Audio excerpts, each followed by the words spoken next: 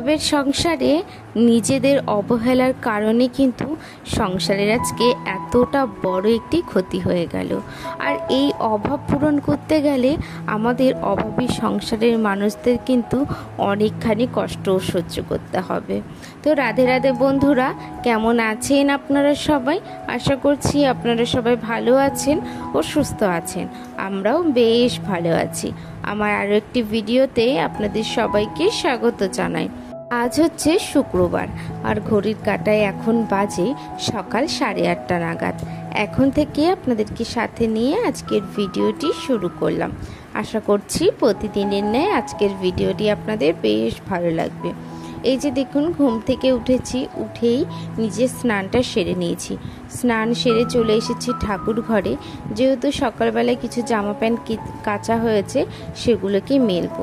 আর এই কদিন ধরে তো এত পরিমাণে বৃষ্টি হচ্ছে, সেই জন্য তো দেখুন জামা প্যান্ট কত পরিমাণে জমা হয়েছে। ওই কারণে জামা প্যান্টগুলো যেগুলো হালকা ভেজা ছিল সেগুলোকে আগে মা মেলে দিয়েছিল, সেগুলোকে উঠিয়ে নিয়েছি। যেহেতু শুকিয়ে গেছে, তারপরে এখন ভেজা জামা প্যান্টগুলো মেলে নিচ্ছি।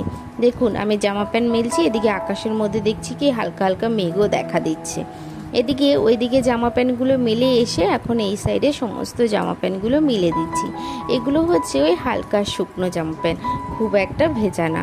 আর এখন যে জামাগুলো মেলছি সেগুলো হচ্ছে ভেজা জামা প্যান্ট। তো দেখুন জামা প্যান্টগুলো তো মেলা হয়ে গেছে। তারপরে চলে এসেছি ঠাকুর প্রণামটা সারতে। ঠাকুর প্রণাম সারার আগে সবার প্রথমে তুলসী তলায় আমরা জল দিয়ে নিই। তো তুলসী তলায় জল দিয়ে তুলসী তলায় প্রণাম সেরে এখন চলে যাচ্ছি ঠাকুর ঘরে, ঠাকুর প্রণামটা সারবো। তো তার আগে প্রত্যেকটা দিন যেহেতু আমরা গীতা পাঠ করি, তো গীতা পাঠ করার আগে কিন্তু আমরা তিলকটা করে নিই। তো তিলক তো সেভাবে কাটি না, শুধুমাত্র একটা ফোঁটা নিয়ে নিই। তো এদিকে তিলক পরার পরে ঠাকুর প্রণামটা সেরে নিচ্ছি। আর ঠাকুর প্রণামটা সেরে গীতা পাঠ করে চলে যাব হচ্ছে নিচের কাজগুলো সারতে। তো নিচে যখন আসি, এসে দেখি দিদি আগে ডিম কিছু সিদ্ধ করে রেখেছে, তো সেগুলোকে এখন তুলে নিচ্ছি। আর ডিম সিদ্ধ করার পরে দেখছি কি পুরো দুটো ডিম না পুরোপুরি একেবারে নষ্ট ডিম দেয়া ছিল। ওই যে বলে না অভাবের সংসার, তারপরে আবার এত বড় কিছু ক্ষতি। তো তারই মধ্যে জানেন তো, কালকে কিছু নিজেদের অবহেলার কারণে না আর সারা দিনে চেক করা হয়নি যে ফ্রিজটা চলছে কি চলছে না।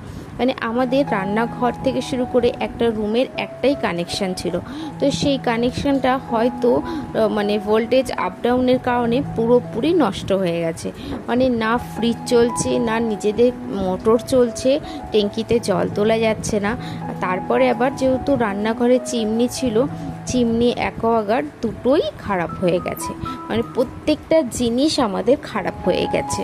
যেহেতু এখন মানে একেবারে বর্ষার দিন, ওয়েদারটা খারাপ, বৃষ্টি মানে একবার পড়ছে, কিছুক্ষণ থামছে, তারপরে আবার শুরু হচ্ছে। তো সেখানে আমাদেরই একটুখানি চেক করা ছিল যে জিনিসগুলো নষ্ট হচ্ছে কি হচ্ছে না, বা কারেন্টটার কি অবস্থা, আমরা সেটা খেয়াল করিনি। আর যেহেতু বৃহস্পতিবার ছিল আগের দিন, বৃহস্পতিবার দিনকে তো আমাদের নিচের কোনো কাজই করা হয় না, আর সেই জন্য না আমরা নিজেরাও এক ফোঁটাও চেক করিনি। আর যখন শুক্রবার দিন সকালবেলা মোটর চালাতে যাই, তখন দেখি সমস্ত জিনিসগুলো খারাপ হয়ে পড়ে রয়েছে, লাইনটা পুরোপুরি খারাপ হয়ে গেছে। তো দেখে তো সবারই মাথায় পুরোপুরি হাত, যেহেতু ফ্রিজ ভর্তি সবজি, যেহেতু 15 দিনের সবজি তো আনাই থাকে, 15 দিনের মাছটা বেশি, মাছ মাংসটা বেশি আনা থাকে, সবজিটা থাকে, তো সেই জন্য পুরোপুরি মাথায় হাত যে এতগুলো জিনিস এখন রাখবো কোথায়। তো সেই জন্য মানে এতটা বড় ক্ষতি হয়ে যাবে নিজেদের অবহেলার কারণে, সেটা একটা বারের জন্য আমরা বুঝতে পারিনি। তো যাই হোক তারপরেও তো নিজেদের কাজকর্মগুলো আমাদেরকে করতেই হবে। তখনই ভাবলাম কি, যেহেতু পুরোপুরি এক ট্রে ডিম ছিল, তো মা বললো ডিমটাই আগে রান্না করো, বাদ বাকি ফ্রিজের জিনিসগুলো পাশের বাড়িতে রেখে দিয়ে আসা যাবে। তো সেই মতনই ডিম যখন রান্না করতে যায়, তো তখন দেখি ডিমগুলো কিন্তু একটা দুটো হয়ে নষ্ট হয়ে আসছে। এখন এতটা গরমের ডিম হয়তো সেই জন্য, আর আমরা নিজেরাও বুঝতে পারছি না যে কেন এই জিনিসগুলো হচ্ছে। ডিমটা তো দুটো সিদ্ধ করার সময় দেখলাম নষ্ট, তারপরে একটা রান্না করতে গিয়েও দেখলাম ওই রকম। তো যাই হোক, আজকে আমাদের অভাবের দিন, তো সেই দিনে যে এত বড় ক্ষতি হবে সত্যি মানা একেবারে অসম্ভব। আর এই অভাব পূরণ করতে গিয়ে আমাদের কিন্তু অনেকখানি দিনই কষ্ট করে সহ্য করতে হবে সব কিছু।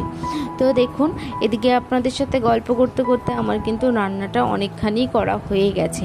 ডিমটা দেখুন দিয়ে দিয়েছি, আর ডিমটা কষা কষা করবো, সেই জন্য কষা যখন ঝোলটা টেনে এসেছে গুঁড়ো গরম মশলা, গুঁড়ো ভাজা জিরের গুঁড়ো দিয়ে কিন্তু আমি ডিমটাকে নামিয়ে নিয়েছি। এদিকে আমাদের ডিম রান্নাটাও হয়ে গেছে। আর ডিম রান্নার পরে প্রত্যেকটা দিনই আমি রান্নাঘরটাকে একেবারে পরিষ্কার পরিচ্ছন্ন করে রাখি, তো সেই জন্যই রান্নাঘরে দেখুন গ্যাসটা এখন মুছে নিচ্ছি। আর রান্নাঘরটা যদি নোংরা থাকে না তাহলে একদমই দেখতে ভালো লাগে না। কতক্ষণ যে রান্নাঘরটাকে পরিষ্কার করব নিজের মনটাকেও বোঝাতে পারি না। সেই জন্য সমস্ত কাজ ফেলে দিলে আগে কিন্তু আমি রান্নাঘরটাকে পুরোপুরিভাবে ক্লিন করে নিই। আর বললামই তো, যেহেতু মোটরটা খারাপ হয়ে গেছে, এখন কি করছি, বাইরে থেকে জল টেনে টেনে এনে এই যে দেখুন জল নিয়ে কাজগুলো করছি। এই সচপ্যানটার মধ্যে জল নিয়ে আজকে সারাদিনের কাজগুলো সমস্ত কমপ্লিট করেছি। যেহেতু বালতিটার মধ্যে অনেকগুলো মাছও মানে জমা রাখা হয়েছে, বাচ্চাদের মাছগুলো, সেই জন্য না বালতিটাও ইউজ করা যাচ্ছে না। তো দেখুন এদিকে রান্নাঘরের কিন্তু গ্যাসটা মুছে বেসিনটাকে ভালোভাবে পরিষ্কার করে এখন কি করলাম, ঘরটাকেও ভালোভাবে পরিষ্কার করে নিচ্ছি। তো এদিকে ঘর দোর পরিষ্কার করে চলে এসেছি জলের বোতলগুলোকে ভরতে। জলের বোতলগুলো ভরে নিই, যেহেতু দুপুর টাইম হয়ে গেছে, আর দুপুরে তো খাওয়া দাওয়া সবাই মিলে করবে। আর খাওয়া দাওয়ার সময় কিন্তু জানেন তো, হাতের সামনে অন্য কিছু থাক না থাক কিন্তু জলের বোতলটা চাই। এটা মনে হয় কি সব কটা বাড়িরই একই নিয়ম। তো এদিকে দেখুন সমস্ত জলের বোতলগুলো ভরে রেখে আসছি। আর তারই মধ্যে যেই বাসনগুলো ছিল রান্নাবান্না করার পরে সেগুলোকেও ধুয়ে মেজে এখন জল ঝরার জন্য রেখে দিয়েছি। এদিকে জলের বোতলগুলোকে এখন আমি সাজিয়ে সাজিয়ে রেখে দিচ্ছি। তো তারপরে বাবার বিছানাটাকে একটুখানি গুছিয়ে নেব, যেহেতু বাবার বিছানাটা দেখছি সমস্ত বাচ্চারা কি করে এখানে এসেই খেলা করে। তো আমার ছেলে মনা থেকে শুরু করে, তো সেই জন্যই এই বিছানাটা কিন্তু খুব নোংরা হয়। প্রত্যেকটা ঘরের বিছানার থেকেও বেশি এই বিছানাটা নোংরা হয়। সেই জন্য দেখুন এদিকে বিছানাটাকে আমি গুছিয়ে নিয়ে আজকে 2-3 দিনের জামা প্যান্ট, ওই যে বললাম একটুখানি সকালে রোদ দিয়েছে, সেই জামা প্যান্টগুলো শুকিয়েছে। তো দেখুন সেই জামা প্যান্টগুলো ঘরে নিয়ে চলে এসেছি, ঘরে নিয়ে এসেছে এখন গুছিয়ে নিচ্ছি। তো এতগুলো জামা প্যান্ট একে গোছাতে অনেকখানি সময় লাগবে বলে দিদিও চলে এসেছে আমার সাথে জামা প্যান্টগুলোকে গোছাতে। তো একদিক ধরে দিদি গোছাচ্ছে, একদিক দিয়ে আমি গোছাচ্ছি। আর এদিকে তো তাতান আছে, তাতান সমস্ত জিনিসগুলোকে এলোমেলো করার জন্য বসেই আছে। তো দেখুন এদিকে ও কি করছে, পিয়ানোটা দিয়ে খেলাধুলা করছে, আর আমরা কি করছি, এদিকে সমস্ত জামা প্যান্টগুলো হচ্ছে গুছিয়ে নিচ্ছি। আর এই জামা প্যান্টগুলো গোছাতে গোছাতে হাফ গোছানোর সাথে সাথে ঝমঝমিয়ে তো বৃষ্টি, তারপরে পুরো কারেন্টটাই চলে যায়।